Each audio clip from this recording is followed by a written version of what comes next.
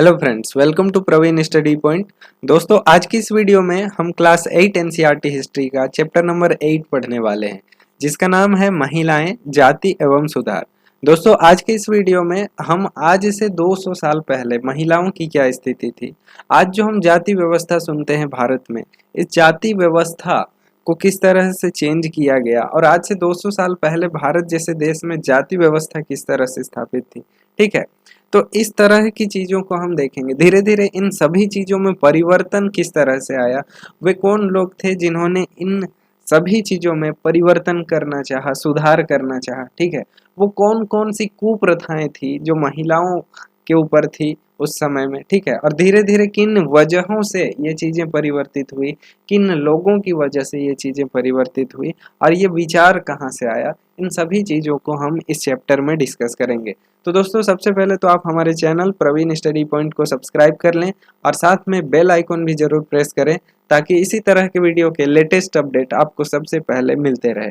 तो दोस्तों, चलिए हम वीडियो को शुरू करते हैं और टॉपिक देखते हैं महिलाएं, जाति एवं सुधार।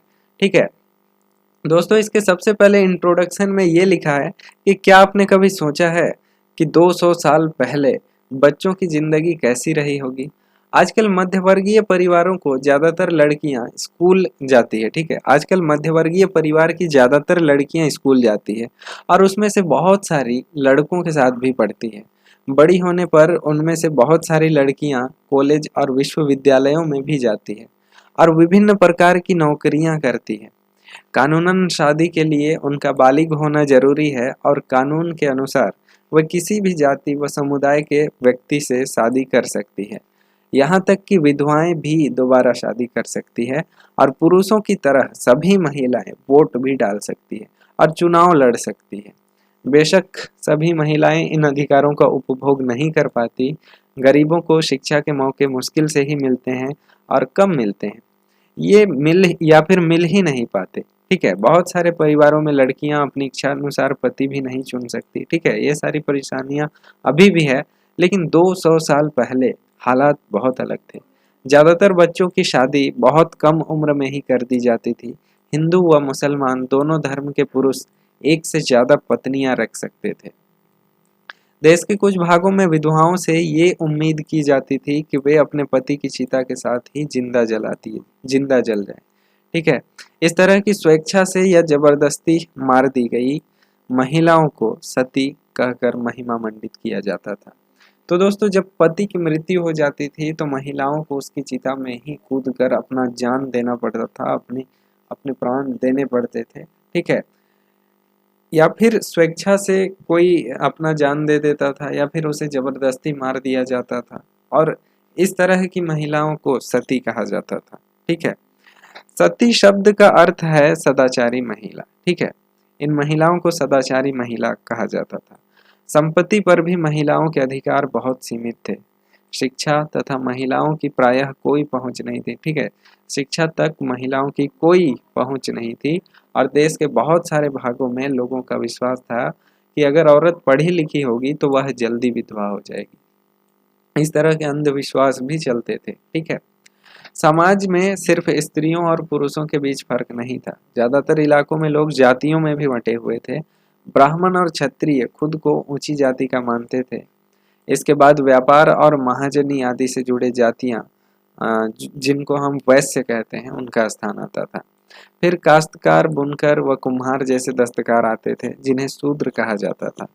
इस श्रेणी क्रम में सबसे निचले पायदान पर ऐसी जातियां होती थी जो गांवों शहरों को साफ सुथरा रखती थी या फिर ऐसे काम धंधे करती थी जिन्हें ऊंची जातियों के लोग दूषित कार्य मानते थे, यानी ऐसे काम जिनकी वजह से जाति भ्रष्ट हो जाती थी।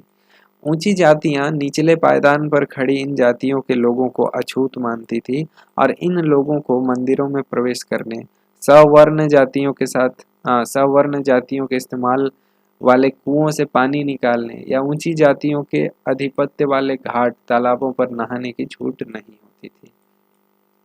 उन्हें निम्न दर्जे का मनुष्य माना जाता था। 19वीं और 20वीं सदी के दौरान इनमें से बहुत सारे कायदे कानून और नजरिए धीरे धीरे बदलते गए।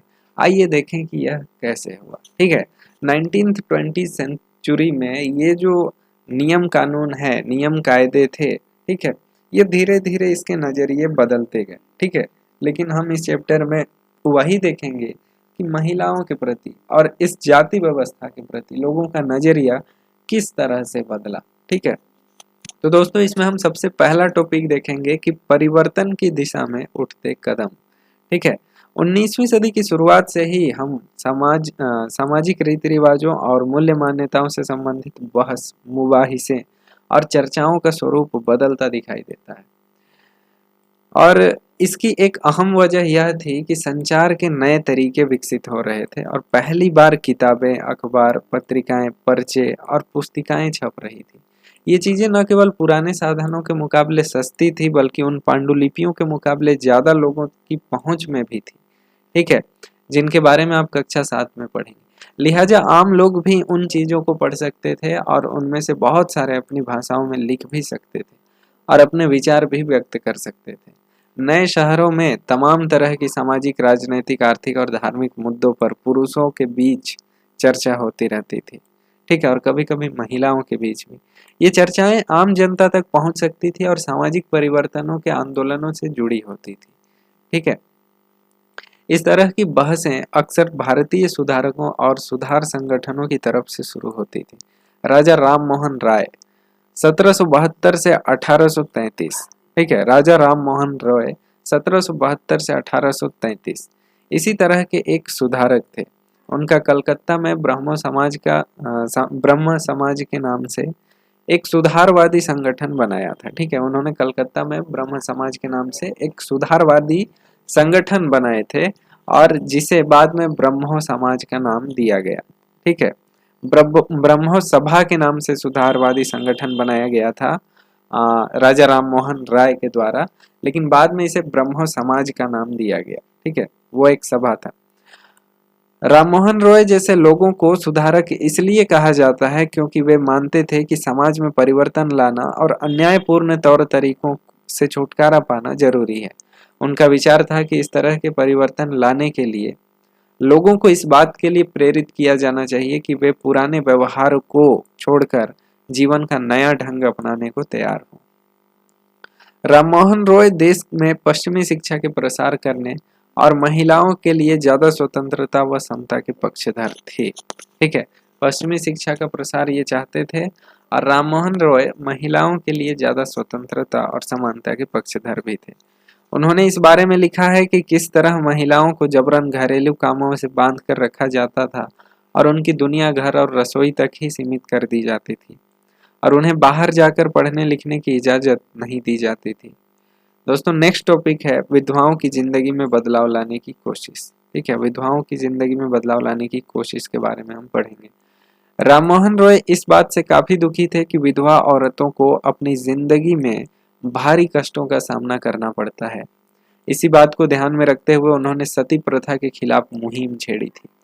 राममोहन रॉय संस्कृत, फारसी और अन्य कई भारतीय व यूरोपीय भाषाओं के ज्ञाता थे। उन्होंने अपने लेखन के जरिए यह सिद्ध करने का प्रयास किया कि प्राचीन ग्रंथों में विधवाओं को जलाने की अनुमति कहीं नहीं दी गई है।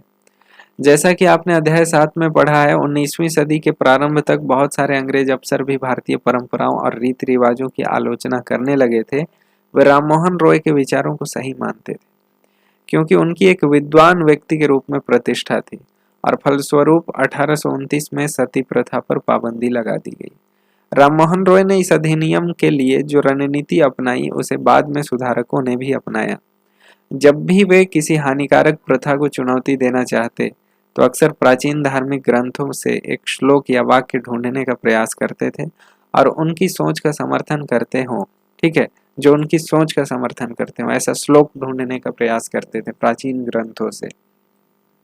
इसके बाद वे दलील देते थे कि संबंधित वर्तमान रीति रिवाज प्रारंभिक परंपरा के खिलाफ हैं, ठीक है, इस तरह की दलील वे देते थे।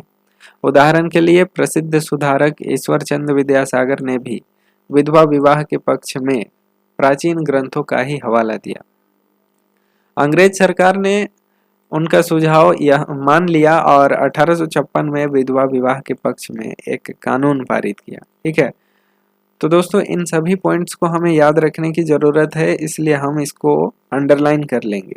1856 1856 में विधवा विवाह के पक्ष में एक कानून पारित किया गया। ठीक है, इससे पहले हमने क्या पढ़ा था, तो हम ऊपर जाएंगे, यहाँ देखेंगे हमने एक डेट पढ़ा था जब सती प्रथा पर पाबंदी लगा दी गई थी। ठीक है, यहाँ पे आप देखिए 1829 में सती प्रथा पर पाबंदी लगा दी गई। ठीक है, अब हम फिर से येलो कलर ले लेते हैं और आगे बढ़ते हैं। ठीक है, तो यहाँ हमने देखा था कि 1856 में विधवा विवाह के पक्ष में एक कानून पारित किया जो विधवाओं के विवाह का विरोध करते थे। उन्होंने विद्यासागर का भी विरोध किया और यहाँ तक कि उनका बहिष्कार कर दिया। ठीक है, 19वीं सदी के उत्तरार्ध तक विधवा विवाह के पक्ष में चलाया जा रहा आंदोलन देश के अन्य भागों में भी फैल गया था। मद्रास प्रेसिडेंसी के तेलुगु भाषी इलाकों में वीरसलिंगम पंतुलु ने विधवा विवाह के समर्थन में एक संगठन बनाया था और लगभग उसी समय बंबई में युवा बुद्धिजीवियों और सुधारकों ने भी विधवा विवाह के प्रचार का संकल्प लिया।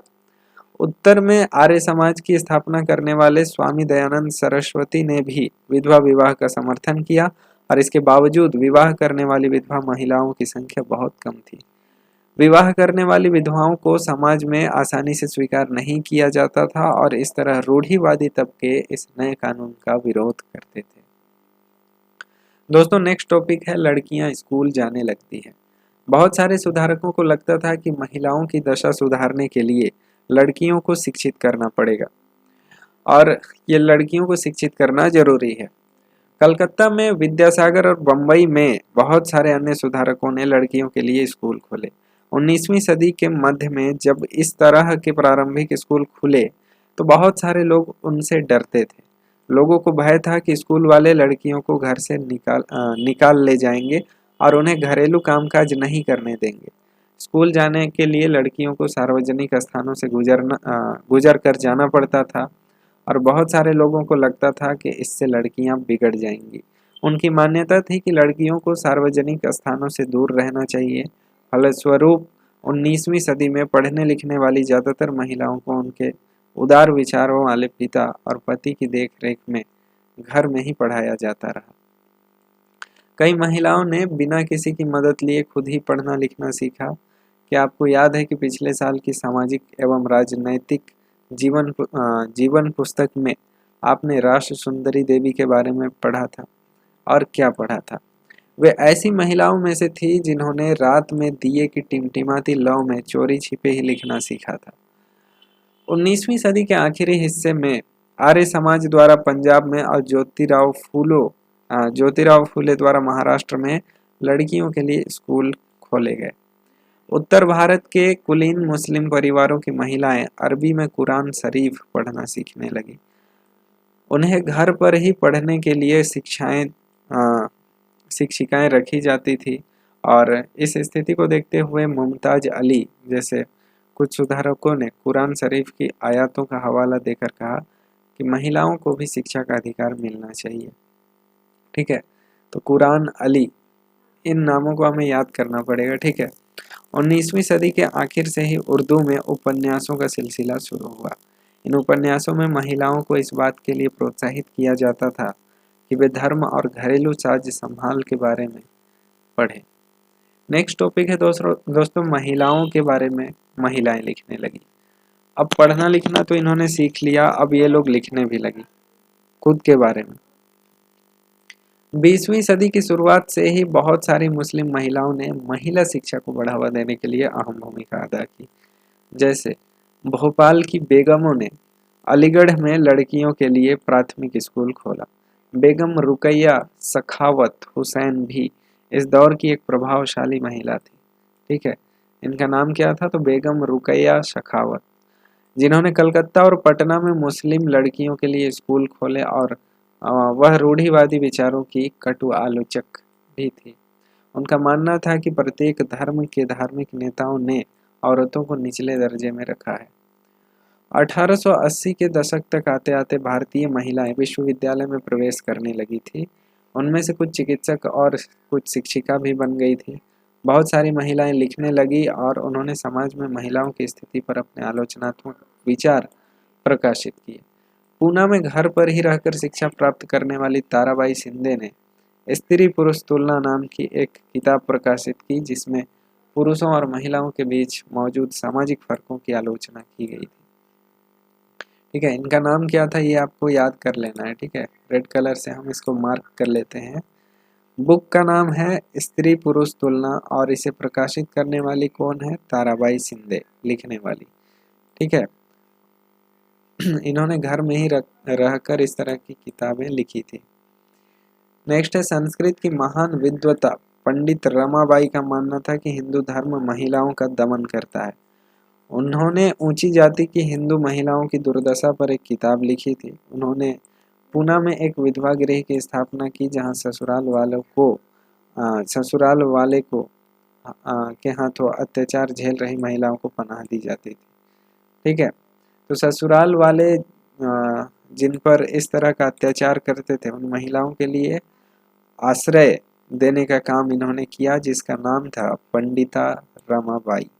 ठीक है, वहां महिलाओं को ऐसी चीजें सिखाई जाती थी जिनके सहारे वे अपनी रोजी रोटी चला सके। जाहिर है कि इन सब बातों से रूढ़िवादी खेमे के लोग काफी आग बबूला हुए।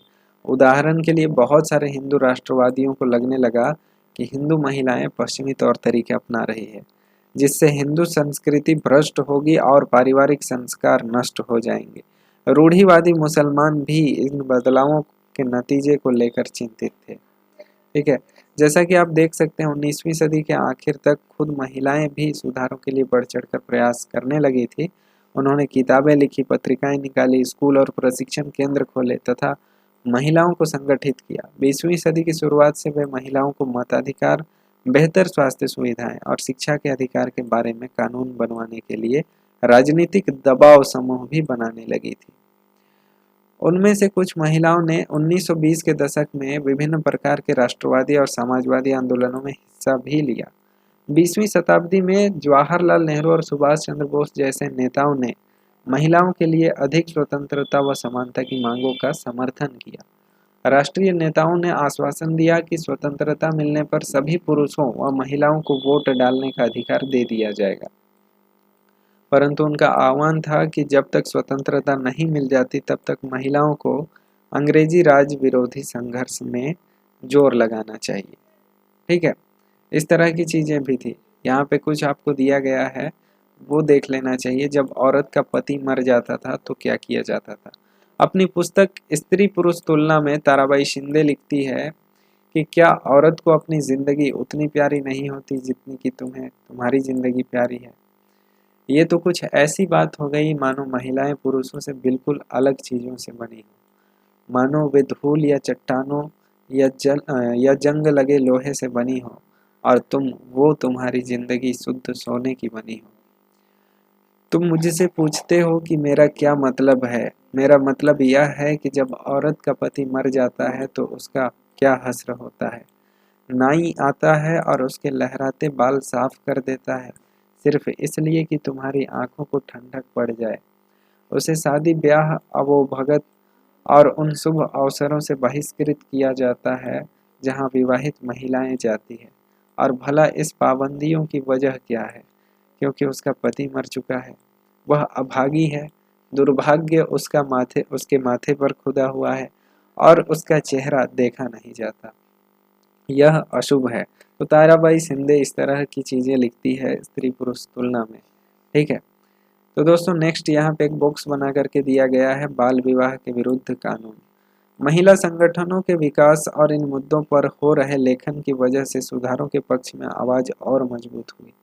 लोग बाल विवाह जैसी स्थापित परंपराओं को चुनौती देने लगे। केंद्रीय विधानसभा में बहुत सारे सांसद थे जिन्होंने बाल विवाह पर पाबंदी हेतु कानून बनाने के लिए संघर्ष किया।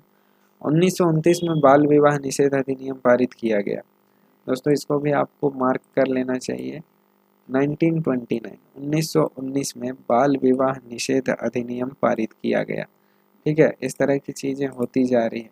इससे पहले आपने देखा था, थोड़ा सा हम ऊपर स्क्रॉल करेंगे, यहाँ पे आप देख सकते हैं 1829 में सती प्रथा पर पाबंदी लगी थी। ठीक है, उसके बाद हम नीचे जाते हैं तो यहाँ पर देखते हैं 1856 में विधवा विवाह के पक्ष में कानून बनता है। उसके बाद नेक्स्ट हम यहाँ पे देखते हैं 1929 में, पूरे के पूरे 100 साल बाद, बाल विवाह निषेध अधिनियम भी लागू हो जाता है। इस कानून के बारे में वैसी कड़वी बहसें और संघर्ष नहीं हुए जैसे पुराने सुधारवादी कानूनों के बारे में हुए थे। इस कानून के अनुसार 18 साल से कम उम्र के लड़के और 16 साल से कम उम्र की लड़की की शादी नहीं की जा सकती थी। ठीक है, 18 साल लड़कों के लिए और 16 साल लड़कियों के लिए जरूरी था। बाद में यह उम्र बढ़ाकर 21 साल व 18 साल कर दी गई। ठीक है, 21 साल लड़कों के लिए और 18 साल लड़कियों के लिए। दोस्तों ये कम ज़्यादा बायोलॉजिकल डिफरेंस के लिए है जो कि ज़रूरी है। ठीक है, नेक्स्ट 8 साल की दुल्हन को आप यहाँ पे फोटो पे देख सकते हैं किस तरह का यहाँ पे सीन दिखाई आपको दे रहा है। नेक्स्ट टॉपिक हम पढ़ेंगे जाति और समाज सुधार। ठीक है, हमने अभी जिन समाज सुधारकों का जिक्र किया उनमें से कई जातीय गैर बराबरी के विरुद्ध थे। ठीक है, कई जातीय गैर बराबरी के भी विरुद्ध थे। जैसे राम मोहन रॉय ने जाति व्यवस्था की आलोचना करने वाले एक पुराने बौद्ध ग्रंथ का अनुवाद किया और प्रार्थना समाज भक्ति परंपरा का समर्थक था। ठीक है, जिसमें सभी जातियों की आध्यात्मिक समानता पर जोर दिया गया था और जाति उन्मूलन के लिए काम करने के लिए बंबई में 1840 में परमहंस मंडली का गठन किया गया।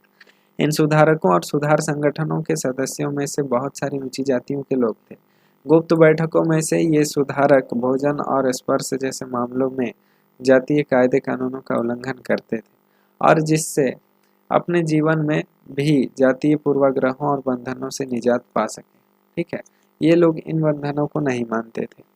कई लोग ऐसे थे जो जाति आधारित समाज व्यवस्था में होने वाले अन्याय के विरुद्ध थे। ठीक है, 19वीं सदी में ईसाई प्रचारक आदिवासी समुदायों और निचली जातियों के बच्चों के लिए स्कूल खोलने लगे। ठीक है, और इस प्रकार इन बच्चों को बदलती दुनिया में अपना रास्ता ढूंढने के नए साधन मिलने लगे। और उसी समय बहुत सारे गरीब लोग शहरों में निकल रही नई नौकरियों की तलाश में गांव छोड़कर भी जा रहे थे। नए कारखानों और नगर पालिकाओं में नई नौकरियां भी निकल रही थी। अध्याय 6 में आप शहरों के विस्तार के बारे में पढ़ चुके हैं। कल्पना कीजिए कि इससे मजदूरी की कितनी मांग पैदा हुई होगी। शहरों में नालियां बनाई जानी थी, सड़कें बिछानी थी, इमारतों का निर्माण होना था, शहरों को साफ किया जाना था। इसके लिए कुलियों, खुदाई करने वालों, बोझा ढोने वालों, ईंटें बनाने वालों, नालियां साफ करने वालों, सफाई कर्मियों, पालकी ढोने वालों, रिक्शा खींचने वालों आदि की जरूरत थी। यह श्रम कहाँ से आया? इन कामों को संभालने के लिए गांवों और छोटे कस्बों के गरीब शहरों की तरफ जाने लगे और जहां मजदूरी की मांग पैदा हो रही थी। शहर जाने वालों में से बहुत सारे निम्न जातियों के लोग थे। कुछ लोग असम, मॉरिशस, त्रिनिदाद और इंडोनेशिया आदि स्थानों पर बागानों में काम करने के लिए भी चले गए।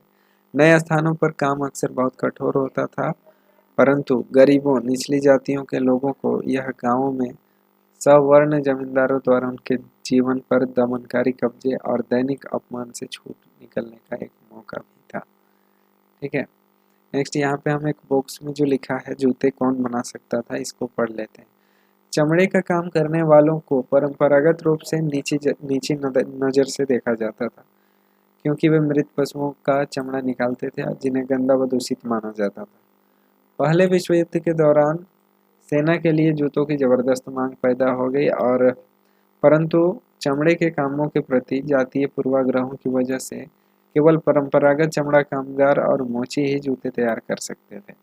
लिहाजा वे ज़्यादा कीमतों की मांग करने लगे और उन्हें काफ़ी लाभ हुआ।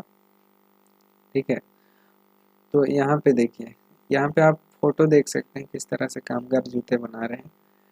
तो दोस्तों इसके अलावा दूसरी कई तरह की नौकरियां भी सामने आई और उदाहरण के लिए सेना में भी लोगों की ज़रूरत बढ़ गई और अछूत माने जाने वाले महार समुदाय के बहुत सारे लोगों को महार रेजिमेंट में नौकरी मिल गई।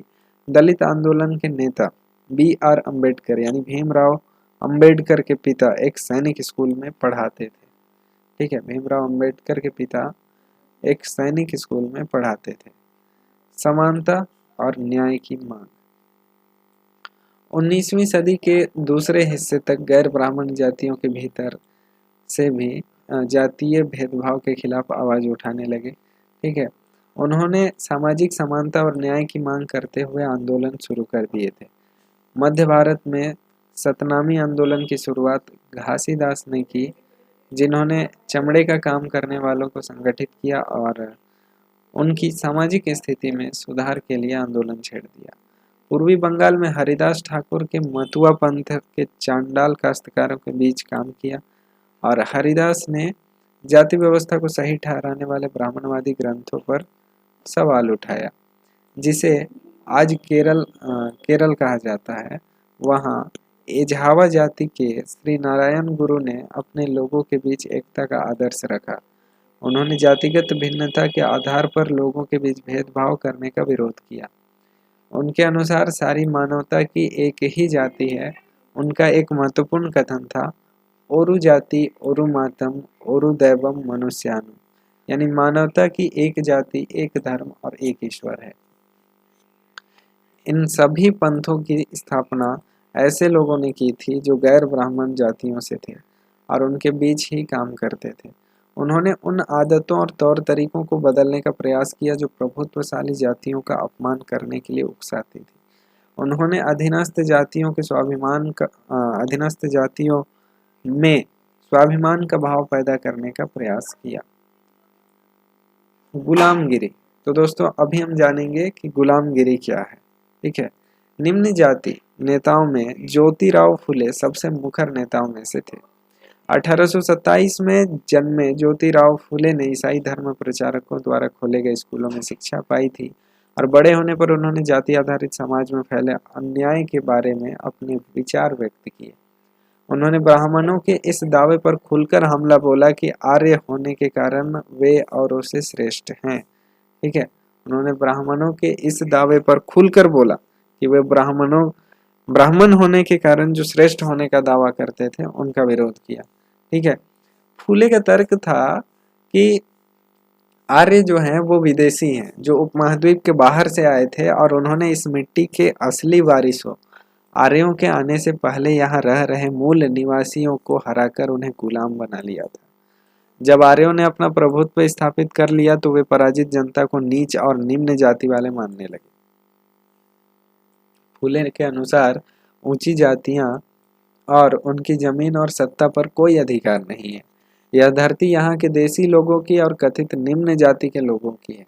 उनका मानना था कि जितने ऊंची जाति के लोग हैं वे बाहर से आए हैं, आर्य लोग जो हैं, ठीक है, वो भारत के हैं ही नहीं। फूले ने दावा किया कि आर्यों के शासन से पहले यहाँ स्वर्ण युग था और तब योद्धा किसान जमीन जोतते थे और मराठा देहात पर न्याय संगत और निष्पक्ष तरीके से शासन करते थे।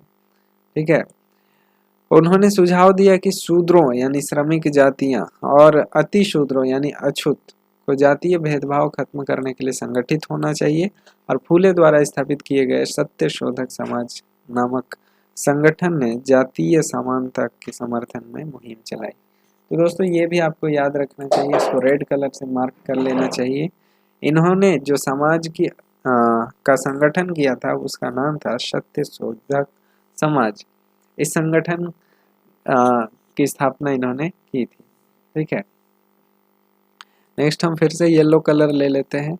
1873 में फूले ने गुलामगिरी नामक एक किताब लिखी। हमें फिर से रेड कलर लेना पड़ेगा, ये भी काफी इंपॉर्टेंट पॉइंट है।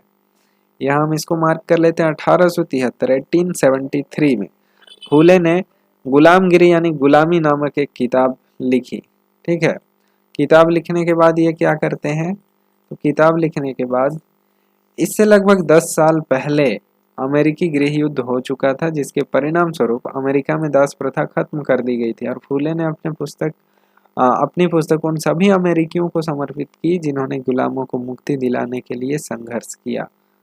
ठीक है, इस तरह उन्होंने भारत के निम्न जातियों और अमेरिका के काले गुलामों की दुर्दशा की एक दूसरे से जोड़ दिया। इन दोनों को एक दूसरे से जोड़ दिया कि अमेरिका में जिस तरह की से गुलामों से बिहेव किया जाता था और उनकी जो दुर्दशा थी, उनको यहाँ के जो गुलाम थे, ठीक है, उन दोनों को एक दूसरे से जोड़ दिया और वे लोग आज़ाद हो चुके थे, स्वतंत्र हो चुके थे। तो फिर ये जो ज्योतिबा फुले जो थे, वो ज्योतिराव फुले यहाँ के लोगों को भी प्रोत्साहित कर रहे थे कि आंदोलन चलाएं। ठीक है, जैसा कि इस उदाहरण से पता चलता है कि फूले ने जाति व्यवस्था की अपनी आलोचना को सभी प्रकार की गैर बराबरी से जोड़ दिया था। वह उच्च जाति महिलाओं की दुर्दशा और मजदूरों की मुसीबत और निम्न जातियों के अपमानपूर्ण हालात के बारे में गहरे तौर से चिंतित था। जाति सुधार का यह आंदोलन 20वीं सदी में भी पश्चिम भारत में डॉक्टर B.R. अम्बेडकर और दक्षिण में E.V. रामास्वामी नायकर जैसे महान दलित नेताओं के नेतृत्व में चलता रहा। नेक्स्ट टॉपिक है दोस्तों, मंदिर कौन जा सकता था। ठीक है, अम्बेडकर एक महार परिवार में पैदा हुए थे।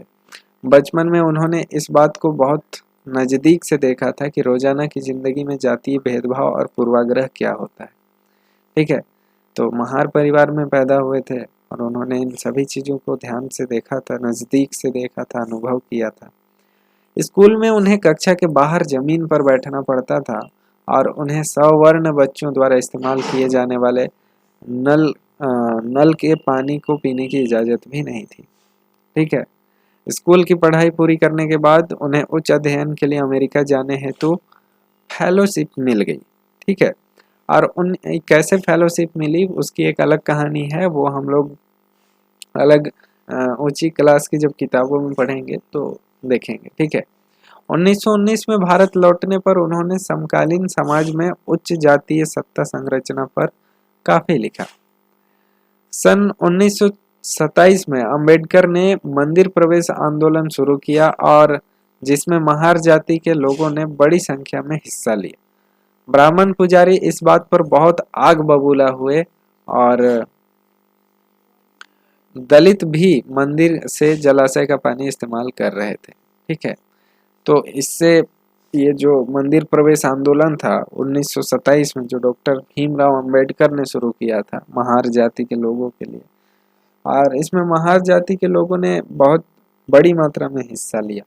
तो इससे ब्राह्मण पुजारी जो थे वो बहुत नाराज थे। ठीक है, 1927 से 1935 के बीच अंबेडकर ने मंदिरों में प्रवेश के लिए ऐसे 3 आंदोलन चलाए और वह पूरे देश को दिखाना चाहते थे कि समाज में जातीय पूर्वाग्रहों की जकड़ कितनी मजबूत है। ठीक है, नेक्स्ट है दोस्तों गैर ब्राह्मण आंदोलन। 20वीं सदी के आरंभ में गैर ब्राह्मण आंदोलन शुरू हुए। यह प्रयास उन गैर ब्राह्मण जातियों का था जिन्हें शिक्षा, धन और प्रभाव हासिल हो चुका था। उनका तर्क था कि ब्राह्मण तो उत्तर से आए उन आर्य आक्रमणकारियों के वंशज हैं जिन्होंने यहाँ के मूल निवासियों यानी देसी द्रविड़ नस्लों को हराकर दक्षिणी भूभाग पर विजय हासिल की थी। उन्होंने सत्ता पर ब्राह्मणवादी दावे को भी चुनौती दी और पेरियार के नाम से प्रसिद्ध E.V. रामास्वामी नायकर एक मध्यवर्गीय परिवार में पले बढ़े थे। अपने प्रारंभिक जीवन में वे सन्यासी थे और उन्होंने संस्कृत शास्त्रों को गंभीरता से अध्ययन किया था। बाद में वे कांग्रेस के सदस्य भी बने। ठीक है, रुके थोड़ा सा इसको मिटा लेते हैं। बाद में वे कांग्रेस के सदस्य भी बने जब उन्होंने राष्ट्रवादियों द्वारा आयोजित की गई एक दावत में देखा कि वहां बैठने के लिए जातियों के हिसाब से अलग अलग इंतजाम किया गया है, तो उन्होंने हताश होकर पार्टी छोड़ दी और इस दावत में निम्न जातियों और उच्च जातियों के लिए अलग अलग बैठने का इंतजाम किया गया था। पेरियार की समझ में आ चुका था कि अछूतों को अपने स्वाभिमान के लिए खुद लड़ना होगा। इसी बात को ध्यान में रखते हुए उन्होंने स्वाभिमान आंदोलन शुरू किया और उनका कहना था कि मूल तमिल और द्रविड़ संस्कृति के असली वाहक अछूत ही हैं जिन्हें ब्राह्मणों ने अपने अधीन कर लिया है। और उनका मानना था कि सभी धार्मिक नेता और मुखिया सामाजिक विभाजनों और असमानता को ईश्वर प्रदत्त मानते हैं, इसलिए सामाजिक समानता के लिए सभी धर्मों से अछूतों को खुद मुक्ति पानी होगी। तो इन्होंने कौन सा आंदोलन शुरू किया था? स्वाभिमान आंदोलन। पेरियार ने, E.V. रामास्वामी नायकर, ठीक है, इनका पूरा नाम है। तो यहाँ पे हम इसको मार्क कर लेंगे रेड कलर से, स्वाभिमान आंदोलन। किसने शुरू किया था? तो इसका नाम पेरियार था। ठीक है, पेरियार के नाम से प्रसिद्ध थे। इसका नाम था E.V. रामास्वामी नायकर। ठीक है, तो चलिए हम फिर से येलो कलर ले लेते हैं। पेरियार हिंदू वेद पुराणों के कट्टर आलोचक थे और खास तौर से मनु द्वारा रचित संहिता, भागवत गीता और रामायण के भी वे कटु आलोचक थे। उनका कहना था कि ब्राह्मणों ने निचली जातियों पर अपनी सत्ता तथा महिलाओं पर पुरुषों का प्रभुत्व स्थापित करने के लिए इन पुस्तकों का सहारा लिया है और ये दलीलें लोगों को सहज रास नहीं आई। और निम्न जातीय नेताओं के भाषणों, विचारपूर्ण लेखनों और आंदोलन से उच्च जातीय राष्ट्रवादी नेताओं के बीच कुछ आत्ममंथन और आत्मालोचना की प्रक्रिया शुरू हुई। परंतु रूढ़िवादी हिंदू समाज ने भी उत्तर में सनातन धर्म सभाओं और भारत धर्म महामंडल और बंगाल में ब्राह्मण सभा जैसे संगठनों के जरिए इन रुझानों का सख्ती से विरोध किया। इन संगठनों का मकसद यही था कि हिंदू धर्म में जातीय ऊंच नीच को जो महत्व दिया जाता है उस पर कोई आंच न आए। वे साबित करना चाहते थे कि इस बात को धार्मिक ग्रंथों में भी मान्यता मिली हुई है। औपनिवेशिक काल के बाद भी जाति के सवाल पर बहस और संघर्ष चलते रहे और ये आज भी जारी है। ठीक है, तो चलिए हम थोड़ा सा यहाँ पे ब्रीफ रीडिंग करते हैं बॉक्स में जो आपको दिया गया है। सुधारों के लिए संगठित होना। ये सुधारों के लिए संगठित होना क्या है? सबसे पहले तो हम देखेंगे ब्रह्मो समाज। ब्रह्मो समाज की स्थापना 1830 में की गई। यह संस्था सभी प्रकार की मूर्ति पूजा और बलि प्रथा के विरुद्ध थी और इसके अनुयायी उपनिषदों में विश्वास रखते थे और इसके सदस्यों को अन्य धार्मिक प्रथाओं या परंपराओं की आलोचना करने का अधिकार नहीं था। ब्रह्मो समाज ने विभिन्न धर्मों के आदर्शों, खास तौर से हिंदुत्व और ईसाई धर्म के विचारों की आलोचनात्मक व्याख्या करते हुए नकारात्मक और सकारात्मक पहलुओं पर प्रकाश डाला। उसके बाद हम नेक्स्ट टॉपिक पढ़ेंगे डेरोजियो और यंग बंगाल। इसमें क्या होता है? 1820 के दशक में Henry Louis Vivian Derozio Hindu college यानी कलकत्ता में अध्यापक थे। उन्होंने अपने विद्यार्थियों को अमूल परिवर्तनकारी विचारों से अवगत कराया और उन्हें तमाम तरह की सत्ता पर सवाल खड़ा करने के लिए प्रोत्साहित किया। उनके द्वारा शुरू की गई यंग बंगाल मूवमेंट ने उनके विद्यार्थियों ने परंपराओं और रीति रिवाजों पर उंगली उठाई और महिलाओं के लिए शिक्षा की मांग व सोच व अभिव्यक्ति की स्वतंत्रता के लिए अभियान चलाया। ठीक है, यहाँ फोटो में देख सकते हैं हेनरी डेरोजियो को। रामकृष्ण मिशन और विवेकानंद। ठीक है, विवेकानंद का रामकृष्ण मिशन क्या था? रामकृष्ण मिशन का नाम स्वामी विवेकानंद के गुरु रामकृष्ण परमहंस के नाम पर रखा गया था। यह मिशन समाज सेवा और निस्वार्थ श्रम के जरिए मुक्ति के लक्ष्य पर जोर देता था। स्वामी विवेकानंद 1863 से 1902, जिनका मूल नाम नरेंद्रनाथ दत्त था, उन्होंने श्री रामकृष्ण की सरल शिक्षाओं को अपने प्रतिभाशाली संतुलित आधुनिक विचारधाराओं से जोड़कर संपूर्ण विश्व में प्रसारित किया। 1893 में शिकागो में विश्व धर्म संसद में उन्हें सुनने के बाद न्यूयॉर्क हेराल्ड ने विवरण दिया कि ऐसे विद्वान राष्ट्र में धर्म प्रचारकों को कितना मूर्खतापूर्ण है। ठीक है, भेजना कितना मूर्खतापूर्ण, मतलब ऐसे विद्वान राष्ट्र में धर्म प्रचारकों को भेजना कितना मूर्खतापूर्ण है। ठीक है, जब इन्होंने शिकागो में अपना भाषण दिया उसके बाद न्यूयॉर्क हेराल्ड ने विवरण दिया कि ये जिस देश से आए हैं, जिस राष्ट्र से आए हैं, ऐसे विद्वान राष्ट्र में धर्म प्रचारकों को भेजना कितना मूर्खतापूर्ण है। ठीक है, वास्तव में स्वामी विवेकानंद आधुनिक समय के पहले भारतीय थे जिन्होंने विश्वव्यापी स्तर पर वेदांत दर्शन के आध्यात्मिक गौरव को पुनर्स्थापित किया। लेकिन उनका उद्देश्य केवल धर्म की व्याख्या करना नहीं था। अपने देशवासियों की निर्धनता और दुर्दशा से उन्हें अतिशय दुख हुआ। उनका यह दृढ़ विश्वास था कि कोई भी सुधार तभी सफल हो सकता है जब जन समूह की दशा उन्नत हो। अतः भारत के लोगों को उन्होंने रसोई घर में धर्म की संकीर्ण चार दीवारी से बाहर निकलने और रसोई घर के धर्म और रसोई घर के धर्म की संकीर्ण चार दीवारी से बाहर निकलने और राष्ट्र की सेवा में एकजुट होने का आह्वान किया। इस आह्वान द्वारा भारतीय राष्ट्रवाद की प्रारंभिक अवस्था में उन्होंने असाधारण योगदान दिया, किंतु राष्ट्रवाद के बारे में उनका भाव संकीर्ण नहीं था। उन्हें यह विश्वास था कि मानव जाति को जिन समस्याओं का सामना करना पड़ रहा है उन पर तभी काबू पाया जा सकता है जब विश्व के सभी राष्ट्र एक समान धरातल पर साथ आए। अतः एक सामान्य आध्यात्मिक विरासत के आधार पर उन्होंने युवाओं को एक होने का उपदेश दिया और इस उद्बोधन में वह वास्तव में नई विचारधारा के प्रतीक और भविष्य के लिए एक महान शक्ति का स्रोत भी बने। दोस्तों नेक्स्ट टॉपिक है प्रार्थना समाज। ठीक है, 1867 में बंबई में स्थित प्रार्थना समाज ने जातीय बंधनों को खत्म करने और बाल विवाह के उन्मूलन के लिए प्रयास किया और प्रार्थना समाज ने महिलाओं की शिक्षा को प्रोत्साहित किया और विधवा विवाह पर लगी पाबंदी के खिलाफ आवाज उठाई। उसकी धार्मिक बैठकों में हिंदू, बौद्ध और ईसाई ग्रंथों पर विचार विमर्श किया जाता था। उसके बाद दोस्तों नेक्स्ट है वेद समाज।